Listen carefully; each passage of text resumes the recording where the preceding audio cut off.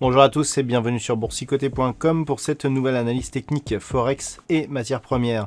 Et donc suite au franchissement ici de la zone des 1.20, eh bien la paire de devises euro-dollar s'est facilement affranchie de cette seconde zone ici des 1.2060 pour venir ici marquer des points hauts significatifs proches de cette zone ici des 1.2175. Donc nous avons toujours ici un objectif de poursuite en direction de cette zone ici des 1.2230, ce qui valide donc la reprise de la dynamique haussière sur cette paire de devises euro-dollar, puisque au sortir ici de cette dynamique baissière, on évoluait d'une manière assez horizontale et il a fallu ici casser à la hausse cette zone des 1.19 pour reprendre une vraie dynamique haussière. Donc clairement ici, on est dans une configuration qui a marqué donc une reprise d'un mouvement haussier. Attention toutefois, on a une divergence haussière qui apparaît, notamment sur les histogrammes ici du MACD qui sont nettement baissiers alors que les cours, eux, restent haussiers. On commence à l'entrevoir ici sur le RSI avec un signal de sortie ici de la zone de surachat sur cet indicateur.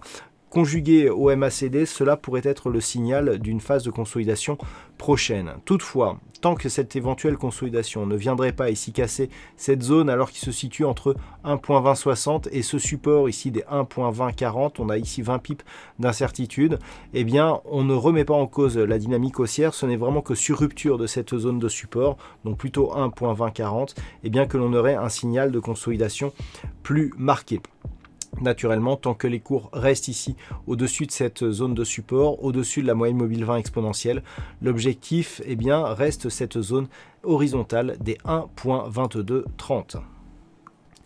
Sur la paire de devises, livre sterling contre dollar américain, nous avions ici une évolution qui se faisait juste au-dessus de la zone des 1.3310.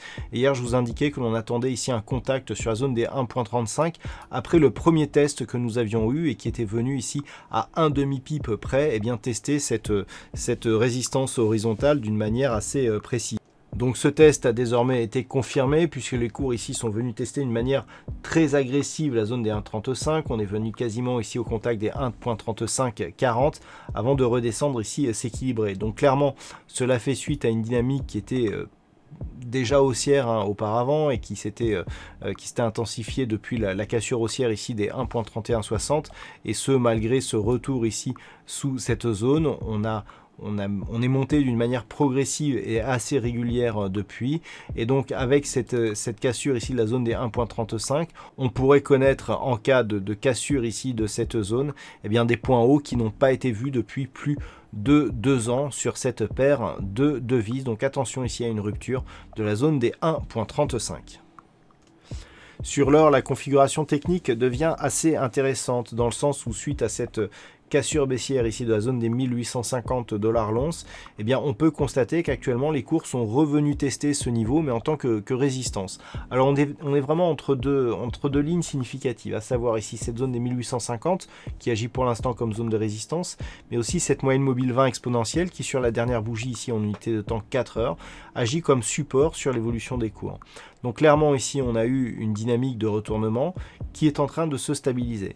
Donc de deux choses l'une, soit on franchit ici d'une manière assez rapide la zone des 1850 $ l'once et dans ce cas là on repart ici sur une nouvelle dynamique haussière qui viendra certainement signer la fin ici de cette dynamique moyen terme qui est plutôt baissière depuis l'inscription ici de ce plus haut significatif sur l'or, soit on revient ici sur une zone proche des 1790 $ l'once, auquel cas on est en phase de neutralisation. Ce n'est que sur rupture ici des 1790, mais surtout de cette zone de point bas ici des 1765 $ l'once, que la dynamique baissière pourrait être confirmée.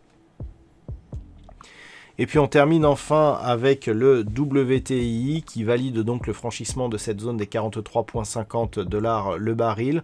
On vient ici clôturer la semaine sur des niveaux proches des plus hauts atteints durant cette semaine. On peut constater que la première zone ici à 46,1 25 eh bien, a été cassé puisqu'on est désormais sur un plus haut proche des 46,65 $ le baril. Donc clairement, on valide ici la poursuite du mouvement haussier et lorsque l'on s'écarte un petit peu, on sait que ce mouvement, eh bien, il provient ici voilà, de cette dynamique. On va peut-être le passer en daily pour indiquer que nous avions ici eh bien, une dynamique haussière, alors j'aimerais bien qu'on la voit, voilà, une dynamique haussière, une perte de dynamique ici avec une évolution en range entre 34,60 ici et 43,50 $ le baril, et cette rupture ici qui techniquement est très propre, puisqu'au final on vient ici casser la zone des 43,50, avant ici un retour à proximité et un test comme support qui valide un nouveau plus haut significatif. Donc on est vraiment sur une configuration qui reste haussière, l'objectif 51 $ le baril, tant que cette zone ici des 43,50 à côté de laquelle évolue ici la moyenne mobile 20 exponentielle, eh bien, ne sera pas cassée à la baisse par le WTI. Donc on continue eh bien, le suivi haussier sur ce sous-jacent. Voilà donc ce que l'on peut dire sur cette analyse technique Forex et matières premières. Passez une bonne soirée, on se retrouve dès la semaine prochaine pour d'autres analyses techniques, toujours sur le site boursicoté.com.